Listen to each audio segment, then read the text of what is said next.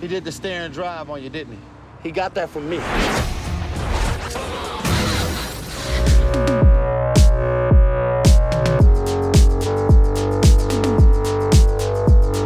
We're live already? We are live. Live from New York City. It's Saturday night. Woo! All right, guys.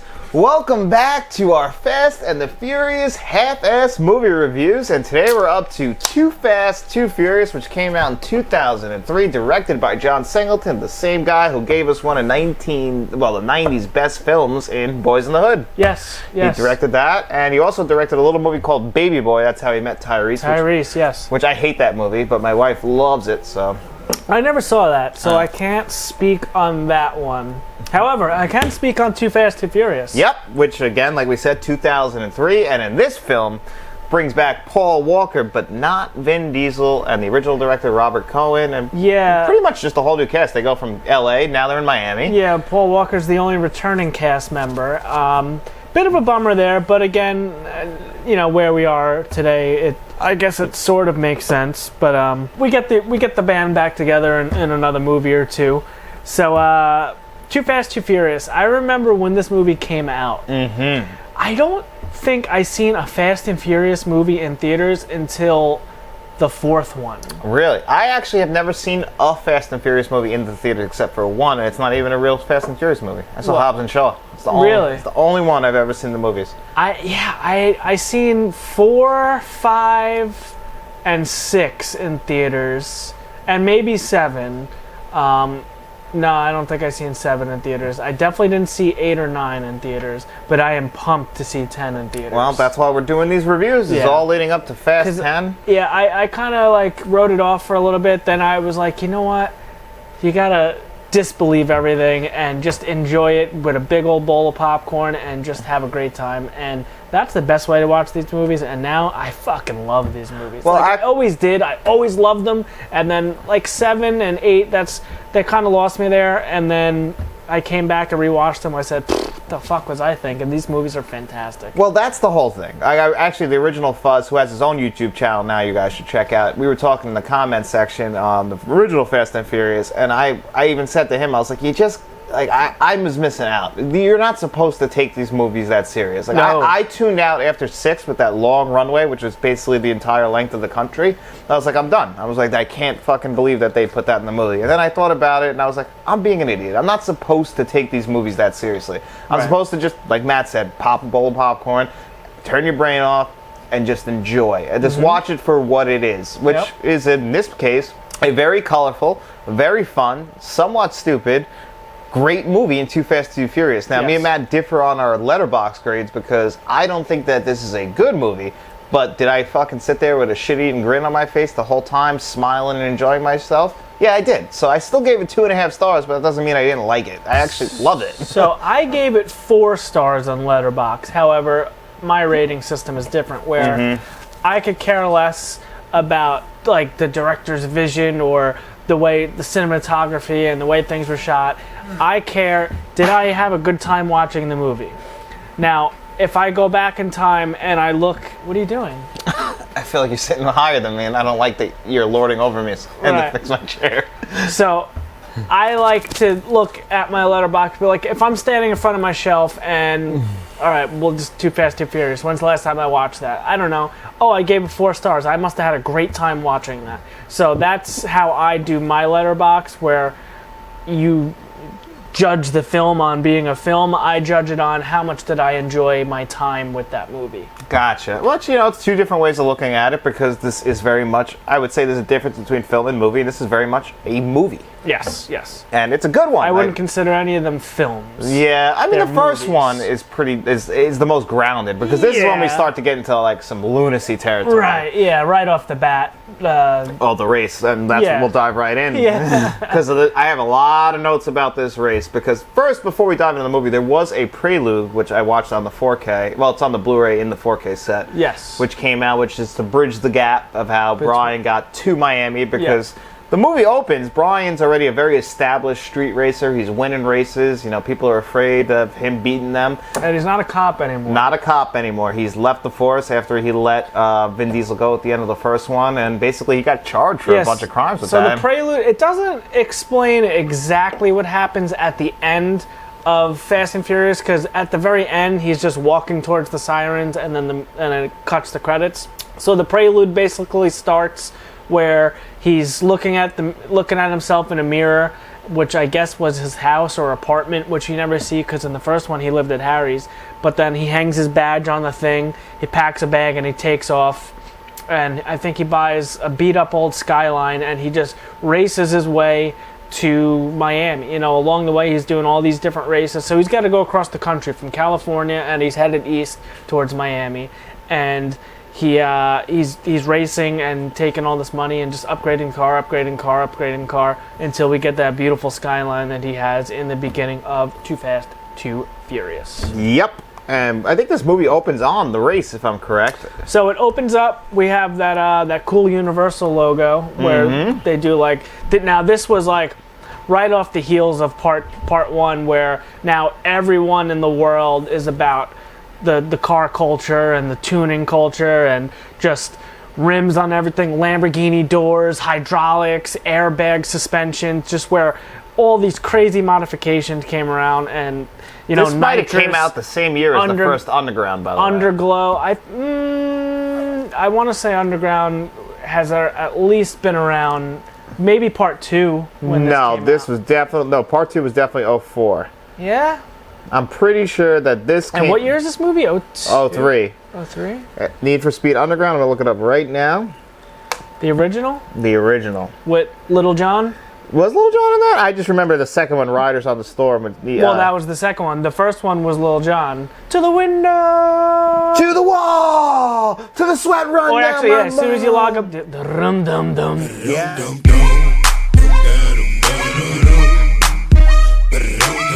Yes. That was the beginning of Need for Speed Underground on the main menu. Fantastic game. Fuck, man. 2003, yeah. So I'm ready to boot up my GameCube right now.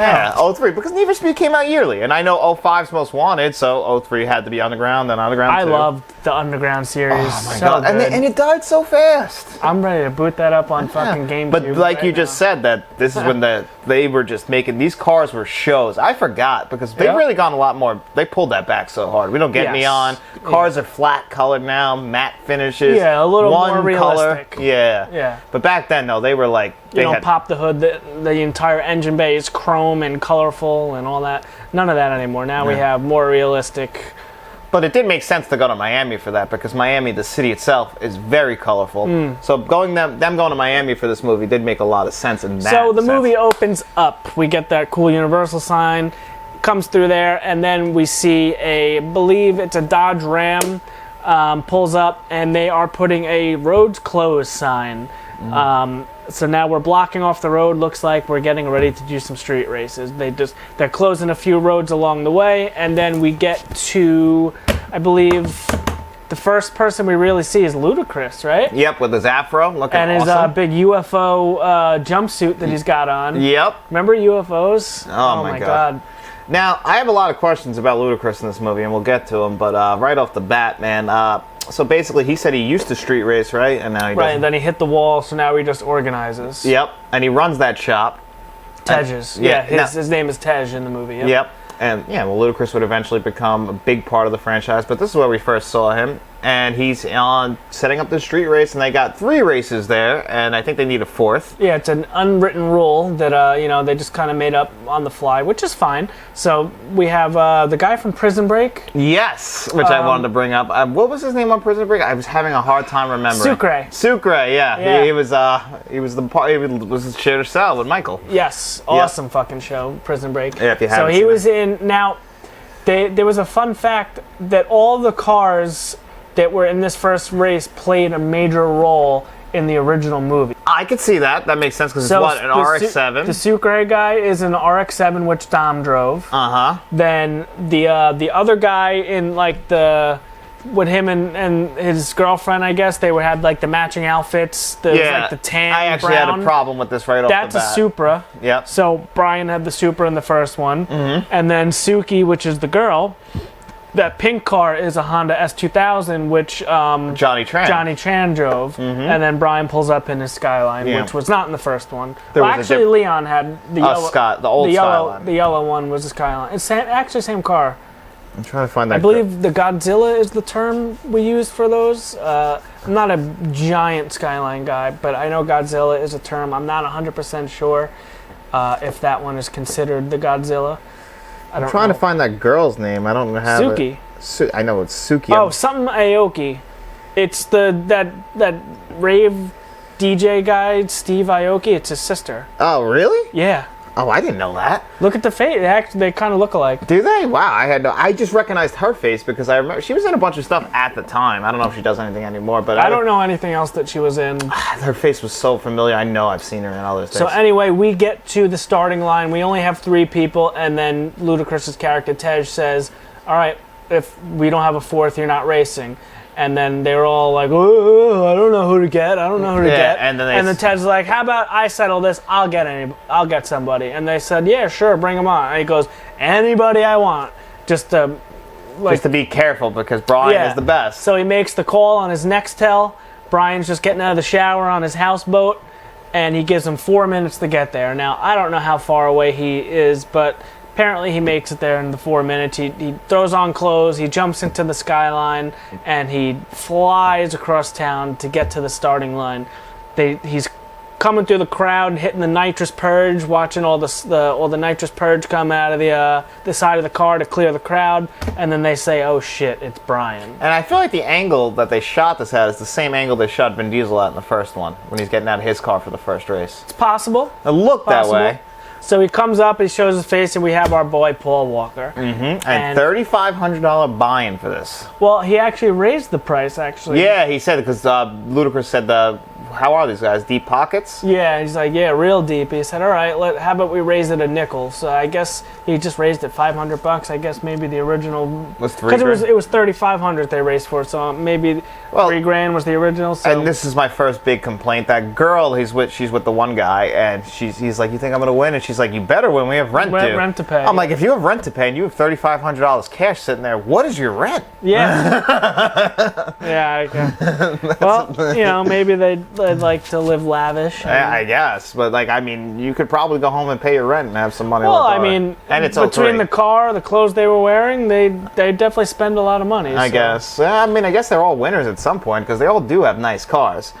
And but then they start the race, and this race is way different than the race in the first one because there's a lot of turns. Yeah, the first one is just a straight up drag race, where this one would be considered a circuit race if you're a Need for Speed person. Yep. So it is one complete lap around a designated course. So the race is going pretty good, and then right at the end, Ludacris's character says, "I got a surprise for y'all," and he contacts his buddy on the radio. They open up a drawbridge, maybe a quarter of the way, to set up a little ramp. Now, this is where we gotta leave. Forget what you know. You gotta believe. You just take a leap of faith. Yes. Yeah, because this would destroy everyone's car, right? 110%. Okay. Yes, there is no, and then I think the first one to go over is the guy in the Supra, the one with the rent to pay. Yeah. And then Brian's right on his ass, double nitrous, jumps over him midair. Pretty cool. Pretty cool shit. The guy in the Supra lands, and he blows out a tire, which you would blow out the entire front end of the car. Then he crashes. Yeah, so into that's the somewhat Pepsi realistic. sign, by the way. Yeah. Brian lands scot-free. Sucre's character, in the red RX-7. Smartest guy in the room. Yeah, he said, "Oh, hell no," rips the e-brake, stops the car, and then one of the best parts of the movie, Suki in the S2000, just running her own race. She's not going to win. She's not going to lose. She just wants to have fun, it looks like. She sails the S2000 and just, in midair, smack that ass. That's all she screams. Like that a lot. Yeah. That's pretty funny. No context, but I guess that's her saying. Whatever.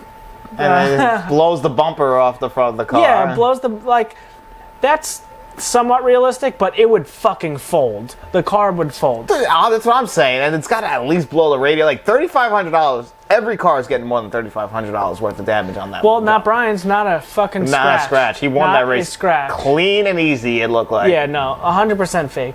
So then he gets out of the car. He collects his money. He hands a few bucks to Tej for organizing and respect. Respect. That's he called him up. He wouldn't have made that money without Tej. So Tej looks like he handed him maybe like $1,000 or a couple $100. And then he looks to the side and he sees Eva Mendes. Just standing there. Smoking hot, Eva Mendes. Gorgeous. This is where I first saw Eva Mendes. Oh, yeah, maybe. You know what? If you say Hitch came out in 2005. But this is 2 years before. She wasn't Hitch, yeah. No, I wouldn't say Hitch. I was thinking Training Day. But but I definitely saw this before Training Day. I've probably seen this before Training Day as well. So, yeah, either way, Eva Mendes, smoke show. He sees her on the side. What? Gorgeous, man. Yeah. Oh, yeah. Ryan Gosling is a lucky man. So, yeah, he just sees her on the side. No context to why she's there. We don't see her again until later in the movie. She smirks and she walks away. And now, I just figured out why she was there. I still don't understand. I guess she was scouting. Scouting. That's it. Well, she's a cop, and I guess she's scouting, and then I guess she somehow ran all these names and found that Brian used to be a cop. Maybe. Because why else would they pick Brian, and why was the other cop there, who we'll see in the next scene? Anyway, she was scouting for the plot, we'll say. And then this is when the cops show up, right? Yes. So we get... everyone's like, all right, well, it's time to leave. And then, does someone get it on the scanner? Or no, we just hear sirens. You just hear sirens. They all start running. Yeah, everyone starts running. They scatter. Brian jumps back into the skyline. Some people get away. We're cornering the cops. A couple cops crash. And then Brian looks to be making a clean getaway. He clears the way for a few other guys. And then the cops jump out of the car and shoot his car with, like, this hook thing. This is my first question for you. Is that real? Is it real? I don't think so. Okay. I mean, maybe. I never seen it. Like, it looks something straight out of a video game. So. Well, yeah, because it just fucks up the electronics. Yeah, the idea was it punctures the body panels of the car. Now, I guess, like, the metal car conducts electricity, and it somehow talks to the ECU and just... It's like almost like what's that? An EMT. Yes, an EMP. EMP. It's almost like an EMP where it just fries all the electronics in the car, and it's a fuel injected car, so it's going to shut down the fucking ECU, the fuel injector, so it shuts down the car. So now he's caught, and then we get that look to the camera. I know, and they zoom in 3 separate times. Yeah, then he looks to the camera. And I was more upset about the fact that he hit that freaking sign and fucked up the front end, because that's a beautiful skyline. No, it was the parking meter. Yeah, I love that skyline. And it's only in that scene. We've talked about every freaking car game, Forza, I always download that skyline paint scheme, and I get that skyline because I love that car. That's a popular one, and it's not long-lived in the series. No, it's not. Just in this scene. That's it, and that's over. Right. So now we move to the next scene, and...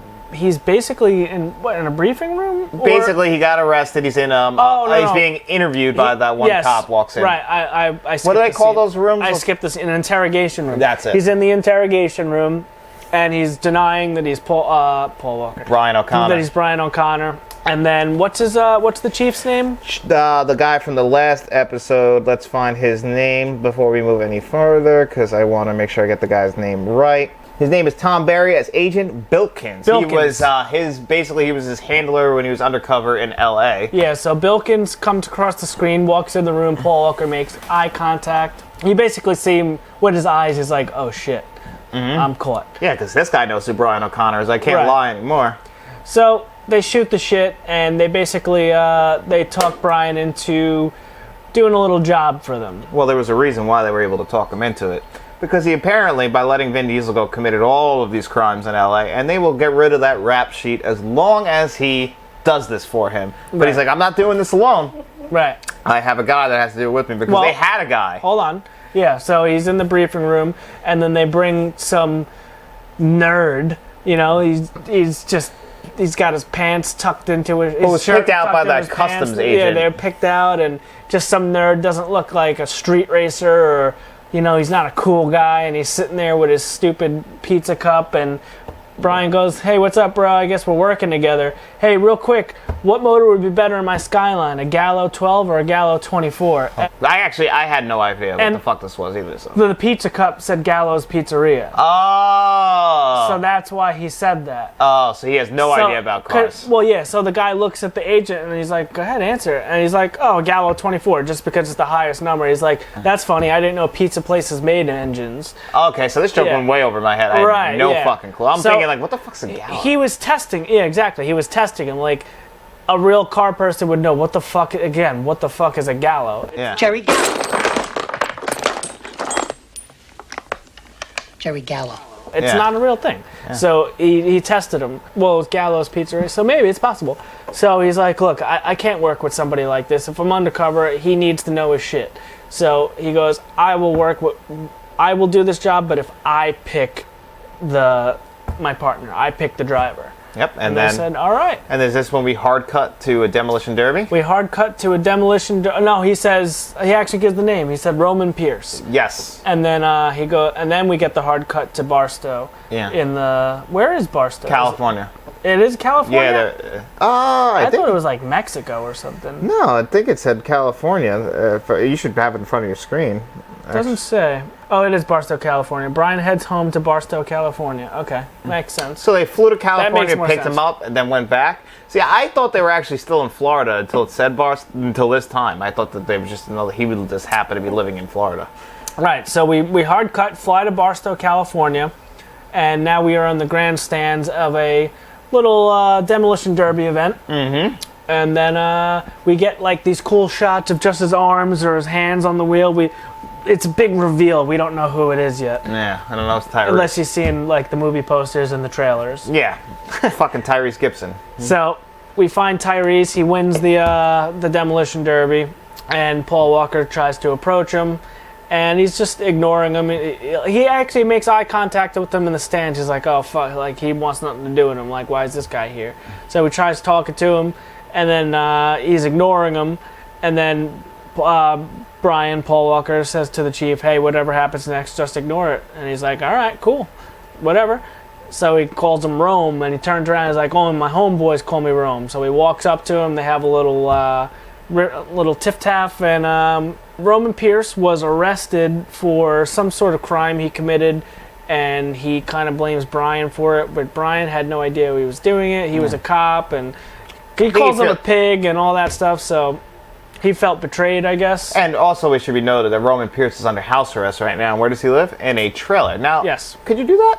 Because that's a genius idea. Yeah, it is. You can just move the trailer. Yeah, it's like, why do you think I'm parked so close to the track? Right. So they get into a little fight.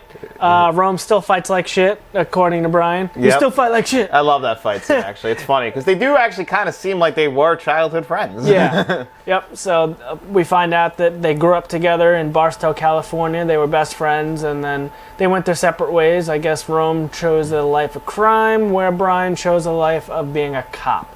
But, you know, Brian's number one thing is his heart and family. Yeah. That's why we let Vin Diesel go. And I guess he feels bad for Rome. I don't know.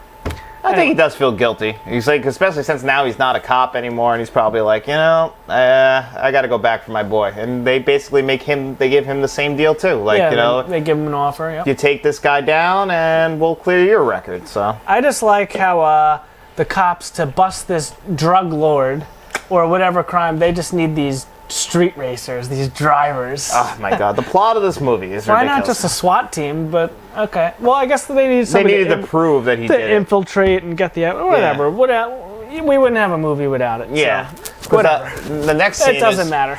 Well, the next scene is them giving them the cars, right, at the garage. Well, we get back to Miami, and we're walking into the station. Roman is rubbing his ankle because he finally got the anklet off and feels weird. And Brian's wearing that long ass fucking chopper shirt that everybody used to wear back in 2003 with the shorts. That was the look. If you were there, cool. I actually watched it. I was like, damn, he looks fucking cool. He does look cool because I had that shirt. I like that. Everybody used to wear shirts like that back then. I like that a lot. That's 20 years ago, by the way, in case you're wondering. Yeah, I was thinking of bringing that back this summer. I mean, we can. We won't fit in. People are definitely going to say something. Yeah, I think I'm gonna do it. That was a look, man. I had that look. I miss it. The Vans and the tall sock. So we are back in Miami, and we are. I guess, are we in the briefing room? Yes. So they bring them, they brief them, and now we're in the garage, right? So yes, we're back at some facility, and then we get introduced to Eva Mendes as an undercover agent. Mm-hmm. She gets out of the back of the van. We get the cars. We get that the Mitsubishi Lancer Evolution 9, I believe it is. Evo 9. Evo 9. And then we get also a Mitsubishi Spider Eclipse, GTS. Anyway. I don't love the convertible. No, the convertible is not for me. I would have chose the Evo as well. But, Tyrese is like, I'm getting the convertible, so you can have that. He wanted the fucking convertible. Yeah. And I would have wanted the Evo. Yeah, same. So, they are on their way to... She was able to score them basically it's you could earn your job with coal. Yes, all right. So... We get in the cars. Eva Mendes rides with Brian. Tyrese is like, how come she get to ride with you? And she's like, well, you got the convertible. So he gets the girl. So now we are racing to Verone's place, the person we're trying to take down. Played by Cole Hauser. And his name in this movie is Carter Verone, a ruthless Argentina drug lord. By the way, white man, not Spanish at all. Dazed and Confused. And Good Will Hunting. And he's actually on Yellowstone right now playing a cowboy. So interesting. So in this movie, they opted to go with him. And he doesn't even try to put a Spanish accent on. So this is one of my favorite parts of the movie, actually. Really? This race scene? Yeah, I absolutely love this. So I love this scene too, actually. We get to Verone's. And this is they get an audition. So they pull up. We see those two greaser guys, the older guys in the muscle shirts, and the Yanko Camaro and the Challenger, and Tyrese. They say something stupid like, "Hey, where'd you get those cars and a bag of Cracker Jacks?" And Tyrese is like, "Haha, real funny, Fonzie." And that's pretty funny, but Tyrese is great in this movie. Yeah, I like Tyrese. So they get up to Verone, and they take everyone's licenses, and he says, all right, my car is at the impound lot, but what's more important is what's in the glove box. If you guys want this job, you'll go retrieve this package. That is all. So he sets them free. Everyone runs to the cars. Now, very cool cars here. All of them. Someone had a Viper. Well, we have the Evo and the Spider, which we know. Then the two muscle guys, or the older gentleman, and the Yanko Camaro, which is fucking awesome. You know what a Yanko is? Yes. Like those are. And the Challenger, which is beautiful too. No, the Challenger. There's also the red Saline Mustang. I knew the Saline, especially since we've been talking about them lately. I've been looking at those actually recently. I almost picked up a white one recently. Same year and everything. Everything. Beautiful car. Nice car. It is a nice car. Yeah. Then was the Viper. Then there was a Corvette and a BMW, which I thought was a little. Well, I thought that was weird. It stuck out in comparison. The BMW was a bit random. Yeah. And so we're all racing to the boatyard. And this brings me to plot hole number 2. How did the cops not know? The two cops in charge didn't know that they would be racing. Why did you give them those cars? Yeah, we give them these cars to be undercover street racers, and then as soon as they start racing around, we're gonna go chase them. Like they're running. Oh shit, these guys are running. What do you think they're doing? You have GPS on them. I'm not entirely sure why, all right, so we'll get there in a second. So we are on the way to the boatyard. We're racing down I-95, I believe it was. Was it? It was, because they mentioned that on the police scanner. So we're racing down I-95, and that Saline really takes I'm really upset about the red Mustang. It didn't last long. He tries to get in between these two trucks. He bounces off one tire, bang, bang, bang, gets ran over, and then the Corvette blasts right into it. So that gets rid of those guys.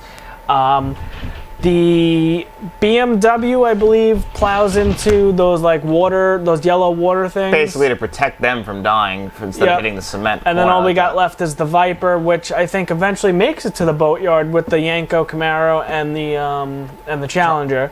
Yep. So as soon as we get there, Brian and Tyrese get there first, and Rome takes off his shirt, punches through the window of the Ferrari. Smart man, because I wouldn't have thought of that. Well, he's an idiot because Brian just goes and opens the door because it was unlocked. Yeah, but I mean, still, I wouldn't have thought to break a window with something on your hand. We're looking for the package. They find this little yellow envelope in the glove box. We go to get back in the cars, and then Fonzie and the Challenger pull up. They're ready to pull the gun out to, try to get the package, but the cops come. Mm-hmm. So, like you said, why are the cops come? I think it would have been a better scene to just get rid of the cops altogether and have those four. Have them shoot it out or whatever, figure it out. Because they do end up having a rivalry throughout this entire movie. Right. So the cops come, Rome shoots at them, and we all get away, right? We get away. Gets away. We get back to Verone's, and they are the winners. He hands them the package, and he opens the package right in front of him, just a cigar. Yep. And he goes, "We did all that for a cigar," and he goes, "No, you did all that for a job." Yeah, basically you won the job. That's all it was. Yeah. Bring that cigar back to me, and you get to basically be my runners for me. Yeah. So Rome goes, "Hey, you got any food up in there?" Because he's got a big Miami mansion, security everywhere. He's like, "All right. Yeah, come on in." He sits them by the pool with Eva Mendes, and they're sitting there. They're having lunch. He invites them to the club later. Yes, which go to a nightclub. I thought that this is because I saw this movie. When it first came out, I burned the hell out of this DVD. I thought all clubs were going to look like that when I got to be 18. Not true. A lot of shitty clubs where we live. Yes. And I don't even like them. Yeah. So anyway, we get invited to the club, and then on the way out, Rome tries stealing his little cigar cutter, and he gets caught. Anyway, no big deal. So we are... Well, did you bring up is this the scene also with the cop when they're looking for the window, the 15-minute window he needs? I think that's after. So we'll just say they go to the club first, either way order, because they are back-to-back scenes. And at the club, this is where we see Verone first. He actually has a friend in the, I guess it's paying him off, in the police force, and he needs this 15-minute window for the job that they're going to do. Scoping the place out, Verone calls him over to the VIP lounge. They do some bullshitting, and then he goes, "Come on, let's have some fun. I want to show you something." Then we get the guy who's... from Sons of Anarchy. Sons of Anarchy, and I believe he was in The Dark Knight also, right? Batman Begins. And he's also in Memento. Oh, this guy plays 3 roles. He plays a biker, a dirty cop, or a regular cop. He plays a lot of dirty cops, though. I guess it's the long hair. Yep. So he gets persuaded by a young lady to come to the back room. They hold him down, and they put a rat in a metal pail on his belly. Mm-hmm. Then he takes a torch. We're going to heat up that pail. And once it gets too hot in there, the rat's going to want out, and the only way out is down through his belly. So they're holding it. It's burning him. It's biting him. And he's saying, "Look, I need a 15-minute window from whenever to get my money from here to there without cops' attention. You gotta do," because I guess he's like... He's the guy who's also in charge of all the other detectives, keeping an eye on all his, I guess, front businesses. He's the guy who could get it done. Because the job is basically, he wants to move his money to that, well, they think it's an airstrip, but he basically just wants to get all his money out of there, and he wants to go with it, and that's the whole thing. So he needs somebody to run all that money, and that's what they had hired to do. Right. So we get our window, we let the guy go, and then I believe it's the next day, we are at Tej's garage. Which, again, I just want to point out, Ludacris left this life. He is living the best fucking life I've ever seen of anybody. He's at work. He didn't leave the life. Well, he just doesn't race. He organizes the races. I'm just saying, he left this life running this garage to go be with them, and live in L.A. and travel the world, become this big hijacker, bank robber, whatever the hell it is they do. You're saying he left Tej's garage? Yeah, he had the best job. Yeah, he had a pretty sweet garage, some real cool mechanic friends, a great crew. They're running wave runners. They're on the water, so they pull up with the 2 cars, and he has the mechanic check them out to look for the GPS and stuff like that. make sure everything's kosher in the car. And he goes to the back, which is on the water. They're racing wave runners back there, betting on the races and all that stuff. And Roman is like, he's in heaven. There's girls in bikinis. Everyone's drinking beers. Everyone's having a great time. It's just a big old party. And he's like, this is how they do it in Miami. And Brian's like, every day. So it looks like a great time. I would love to do something like that. Again, left that job. Yeah, crazy. Left that job. The mechanic goes, hey, these things are hot. You know, this is a crazy GPS system. It's wired into everything. I don't know what I can do. So Brian and Roman are like, well, you know what? Fuck these cars. Let's get our own. So we call up Fonzie and the other guy, and we say, we're going to street... before we do that, they notice they're being tailed by Verone's guys. Oh, this was funny, actually. Yeah, so Roman goes over there and distracts them and pretends to clean their windshield with, I guess, maybe gas or something, and they lights their windshield on fire. So that's a distraction, so they can lose their tail, and they go back to the police headquarters to inform and give them some of the information. And that's actually the first time we see the captain. He's wearing a ridiculous shirt, and he's like, it's my day off. So I guess he's just taking in the Miami life, right? Yep. So we're back at the police headquarters, and Rome grabs the guy's lunch, and he's like, hey, that's mine. And he says, so? And he just starts eating it while they're food looked good, by the way. They're exchanging, it was like a wrap or something. They're exchanging information, and then from there, it skips to the night scene where we go to... the race. The race between the Camaro, the Challenger, versus the Evo and the Spider. Now, this is not completely inaccurate. Well, they did want to point out that those two cars would beat the other two cars. Right. The Camaro However, and the Charger would beat those. I still Challenger. think in a straight up race from a dig, which is stop, like a dig is just complete full stop, right? Complete full stop, where a roll race would be you get to a certain mile an hour and then you start. I think, honestly, the Evo would be the number one contender, I think, because that's all-wheel drive, and the Evo doesn't start the race, though. You got to remember that. The Spider starts it. It doesn't, but I'm saying, out of all four of these cars, you know, the Yenko and the Challenger, they looked pretty stock for the most part. They did, and which I always thought was weird in this movie, is they don't really, like, put any bells and whistles on those cars at all. You don't do that to those cars. We don't know what's under the hood. No, we don't. But, you know, even a stock Yenko or those Challengers, they're fast, but they're not... A lot of horses under those hoods. There is, but they're really just... If that Evo is built like it looks like it should be with all the outside cosmetic modifications, that thing should be fucking fast. I played a lot of Forza, and I always buy the Evo, and those things stick to the ground like nothing else. Well, that's all-wheel drive. Mm-hmm. They're turboed, and they're just very fast. Driving a Camaro is only really... And look, that's rear-wheel drive. It's a boat. It's all over the place. But then again, these are basically drag races. You just got to spin it to get... So it's basically just going straight. So they should have the advantage with the Camaro, which they do. They do have the advantage because they're winning. It's somewhat... I think the weak link would be the Spider, the Eclipse, the convertible. Which I think Brian knew that because that's why he said, you start the race and he'll finish it. Yeah. Because he probably figured that he'd be that far ahead. Yeah. So anyway, it's a straight up tag team race. You go around the barrel back. Once your partner's back, then you go. First team to have both boys back wins. And they're racing for pink. So we get the race. The guy in the Challenger goes for... It was the Challenger and the convertible Spider first, right? And the guy in the Challenger kind of cheats. He hits a sign into the way and makes Rome spin out. Then we lose some time there. So we finally pass the line. The Evo goes, because the Camaro is already around the barrel before I think the Evo even gets to take off. Yeah, because Brian does that thing. And then he plays chicken with him, makes him spin out, and he stalls out. And I guess the car doesn't like to start when it's hot because he had a tough time starting to back up. He gets around and he wins by a bumper. Yeah. It's close. So gets the cars, and then we see these two guys with the two girls sitting there as in the middle of the road as they blow by him. Yeah. I guess they brought the titles, signed them over, and we're on our way. Yep. Now we are... where do we go from there? So it looks like we might have mixed that up. The nightclub scene actually comes after the race. No big deal. Because, you know... I knew they were back-to-back. I just didn't remember the order. Yeah, it's kind of a blur. So the next morning happens, and... I forgot about Eva this. Mendes shows up in Brian's houseboat in his room. She's soaking wet, looking hotter than ever. And It's just not fair. yeah, no, it's not fair. She's like, I overheard Verone, he's going to kill you when you make that run.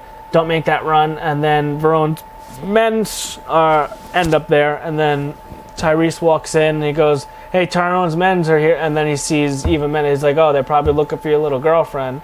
And then, yeah, that's right. Yeah, so Tyrone goes out there and distracts them.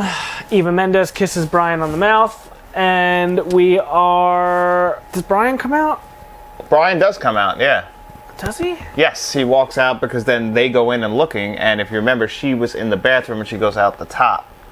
Okay. Yeah, she goes out because there was like a little lip that she can go out on top of the roof, because then they look and they go in the bathroom's empty. I guess she swam there. That's what we were supposed to. I have no idea what they wanted us to think. Yeah, she was soaking wet. Yeah. You know, so I guess she swam there. I don't know where she swam from, but okay. I mean, there's a lot of plot holes in this movie. Yeah, let's be clear. that's a little interesting. Yeah. So that was. Because I think this is the night before. Because the next day, because the thing happens at 6 a.m. in the morning. Because the window is from 6 to 6:15. As long as the cop gives them the window, which we'll find out in a second. It's the next day again, and then so now we are. It's the day that we're doing the job. Mm-hmm. So now we have they had the Camaro and the Challenger modified to have the Ejecto-Ceto. Because he's like, you got any small bottles of NOS with just a little bit left? Yeah, half bottles of nitrous laying around. Mm-hmm. So they wired up some Ejecto-Ceto buttons, and so now we have... Because, this is where the guy, whatever his name, Carter, told them that you guys are going with these other two guys. I want you all four to go. I guess they're getting he's getting maybe either cold feet, suspicious, or something like that. He just wants to make sure everything goes to plan, have his boys with him. Mm-hmm. So he gets Verone's guys are riding with Rome and Brian in the Challenger and the Yanko. The bald guys are in the one car, the guys with hair in the other. Is that right? That's what it looked like to me, right? Wasn't the bald guy? Oh, no. The bald guy's with Brian because he's the one who ends up telling them that they're going to the boat. Because who said anything about an airfield? Yeah, exactly. Because that's where they think they're going. Yes. So we are in the cars. First we go to a trailer park. We blow the walls out and grab all this money, put in the duffel bags, put in the trunks of the cars. Mm-hmm. 4 duffel bags. Yeah. So where are we heading? Well, they're going to that airstrip, but this is when we see the cop having a hard time of what decision to make. He's got them. It's like. Because, all the guys on the team check in, and they're like, oh, they're moving around. What do we do? And he's like, I don't know what to do. And then he's like, all right, everyone move in. He fucking turns his back on Carter, and he tells all his cops to go. And this ends up into one of the craziest chase scenes you'll ever see in a movie. And I had some little editing issues with this chase scene on the highway. It was insane, by the way. But if you're ever watching it, I think the 4K exposed this, because I never noticed this until the 4K, is that the clouds, sometimes it's overcasty, sometimes it's sunny, sometimes it's light, sometimes it's dark. It's just because they shot it different, because it was shot in Miami. Well, I think you're missing something here. So, Verone's man, Enrique and Roberto ride along and watch them. Before the 15-minute window is set, Whitworth, the detective in charge, decides to call in the police to move in the arrest, resulting in a high-speed chase across the city. That's what we're talking about. Now, the duo leads the... So I think... They're on the highway. This is a beautiful scene. Oh, no. So did we pick up all the money in the Evo and the Spider? Yeah, we drove to the warehouse. And they did set up this plan. We didn't talk about them setting up the plan in the garage, because they will do that in this scene, but we didn't know they were going to do this. They planned this out with Ludacris and everybody. And Zuki and all them. Yeah, so we get to the garage, and then Brian and Rome, they switch cars. So they get out of the Evo and the Spider, and they get in the Camaro and the Challenger, where Ludacris and Zuki take the Spider and the Evo. And that's the first time the top is up on the I noticed that. the Spider. Yep, so we can't see who's in it. And when Brian says ready, you only see his face. You can't see the car he's in or any of that. Just to throw the viewer off. Yeah, so we pull into the warehouse, the doors open, and then first these trucks come out, blow through all the police cars, and then it's just a scramble. All these race cars are coming out of there, and it's just a scramble. And the police go, all right, keep our eyes on that Evo and the Spider, because that's that's what our boys are in. But little did they know, we did the old switcheroo. We're in the Camaro, we're in the Challenger, and we are not on camera anymore because they are following Ludacris and Zuki, which they end up pulling over. This is my last big plot hole of this movie. You know who Ludacris calls on the phone in front of a cop? Brian? Brian. They're looking for Brian. He's on the phone with Brian. There's a fucking cop standing right there talking to him. He's like, yeah, you really owe me. Yeah, so they leave to a police He's warehouse. on speakerphone. Street rage organized by Tej disorients the police. Following the scramble, the police managed to pull over the wanted cars, only to find they were driven by Tej and Suki. Yes, we know that. As Brian approaches the destination point in the Yanko Camaro, Enrique tells him to make a detour away from the airfield to the Tarpon Point Marina exit. Meanwhile, Roman gets rid of Roberto using the improvised ejecto seat.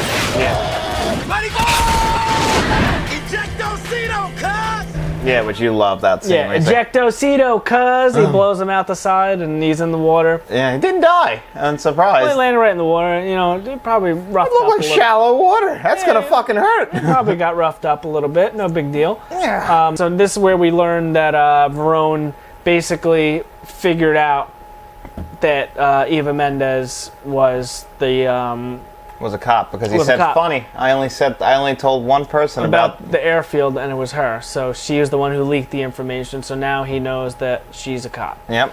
So That's a good way to figure it out. Tell Yeah. one person, and if someone figures it out, you know who told. I'd be like, you know what? You're good. Yeah. You know, you can do whatever you want. Yeah. If you're gonna still look like this, yeah. I can forgive you. Why don't you Yeah. come along No on the big boat? deal. We're Yeah, no going big for a deal. ride on a boat. You like boats, don't you? One more time around the block. So we get to the boatyard, and now he's got Eva Mendes held hostage. Basically, yeah, he locks her downstairs. Rome's by himself because he got his injectocito worked, where Brian's didn't work. Or no, did it not work? It didn't work. Remember, he kept clicking it? Yeah, he tried to get it to work. It didn't work. And they get in a fight while they're Yeah, they driving. get in the fight in the car. Rome plows into... No, he doesn't hit the Camaro, actually. He hits the, like a Navigator or something like that. Yeah. And then, so they dispatch all of these guys, and Rome gets in the Camaro with Brian. Verone's escaping on the boat with Eva Mendes. And this is probably the worst part for me, where You got to defy a lot of belief for this one. the car, the boat is directly to the right of the car. Now, the car is moving probably a lot faster than that boat is. And now as the car's coming down and jumps, the boat just immediately is in front of it for it to land on top of it. That bothered me a little bit. I mean, it landed perfectly on the Little boat. inconsistent, but that was a practical effect too. Oh, it looks like it. And then, yeah, because I didn't bring up the CGI. There were some little CGI clips where they look like that they animated some races because they were moving the camera around a lot. Yes. Which I did appreciate. But John Singleton did say he wanted to make a cool movie. That's all he was going for. Yes, and he definitely did that. Yeah. So we jump the car onto the boat. We save Eva Mendes. We capture Verone. And that's basically the end. You know, we get back to shore. So it says, as a part of the deal, Markham clears... Yeah, so we get back to the shore. We give the police half the money. We give them half the money. Then the police hold up their end of the bargain. We clear Brian and Rome's record. Eva Mendes goes with the police. And that's pretty much the end of her for now. Yeah. And then after the cops held up their end of the bargain, Brian and Rome say, you know what? There's a few more bags in the back of the Challenger. Here they are. They give them the rest of the money, which I would have just left and... Well, they didn't even realize. They probably would have took the car anyway. Yeah. But anyway, so Brian and Rome kind of walk away off screen. They reveal that they're both got some money in their pockets. My pockets ain't empty, cuz. Yeah, we got some money in our pockets. Rome says he's going to hang out in Miami with Brian for a while. And that is the movie. Yes. And then we cut into a CGI-filled credits, which I actually do like because it's unique.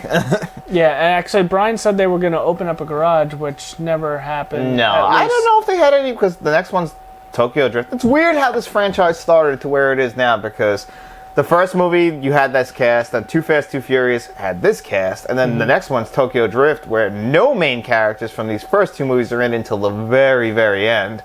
And that's it until you get to Fast 4. Yeah, so I think the next movie we're going to do is going to be Fast and Furious, like which would be part 4, and then we'll do Tokyo Drift after 6. Fast 5, 6. Fast 6.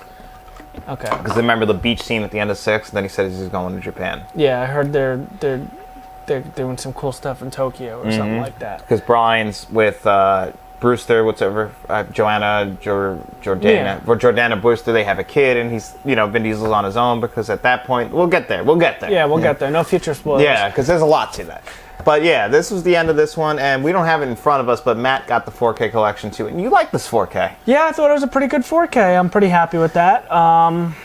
I did not compare it to the Blu-rays, so I do not... I actually did, because I popped that Blu-ray for the prologue. Was it a big difference? Big difference. Really? Yes, the cars were flat. No shit. Now, the 4K exposed, like I was talking about earlier, with that editing flaw with the skies. The old DVD I had, I'm telling you, it just looked overcasted the entire scene. It wasn't until I got to that 4K that I started to notice sun and everything like that. So I wonder when they were shooting the movie, if they even just thought, we'll be able to cover it up, it won't even be noticeable.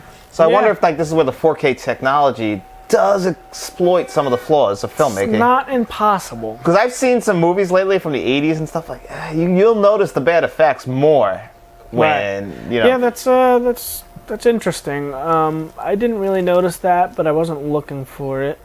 But overall, yeah, it's was a pretty damn good 4K. Great 4K. Good audio track too. It's got a DTSX track. And I like that whole box set. It's a pretty nice box set. Oh, it's a beautiful box set. I think the 4Ks are all pretty good. Like we didn't tell you guys last week. We talked about the issues that I was having with mine, and right after the video, Matt ran it on his 4K player, which is a Panasonic 820, and couldn't find any issues. So we believe is that it's when I watched these last year, I watched them on an Xbox Series X, which doesn't seem to be the best 4K player. So what we think is that it was the player's issue.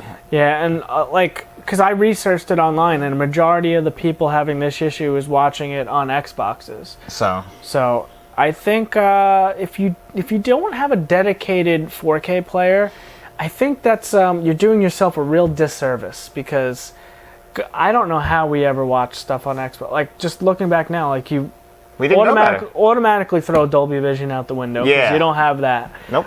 But it's amazing how much better a dedicated player looks to just a gaming console. It's crazy, because I do the comparisons all the time. And if you do have the same Sony player as me, just be careful, because it does force Dolby Vision on you. And you do have yourself a favor and get the Panasonic. Yeah, do that if you want. But I like my Sony player. You just have to turn it off. But if you try and force that Dolby Vision on the stuff that doesn't have Dolby Vision, not only does it look worse, but your 4K player is going to have some problems reading the disc, because it's like trying to put Dolby Vision over what's already on the disc, and it'll make it sluggish. Just don't do that. Switch it to HDR, and you'll be fine. Or just do what Matt said and just get the Panasonic, and then you don't got to worry at all, because it does it automatically. But anyway, that is our review of Too Fast, Too Furious. I love this movie. It's a fantastic movie. Is it a great movie? No, maybe not, but it's a great movie. It's a great time. It's a great time. It is a great time. Yeah. It's a great series.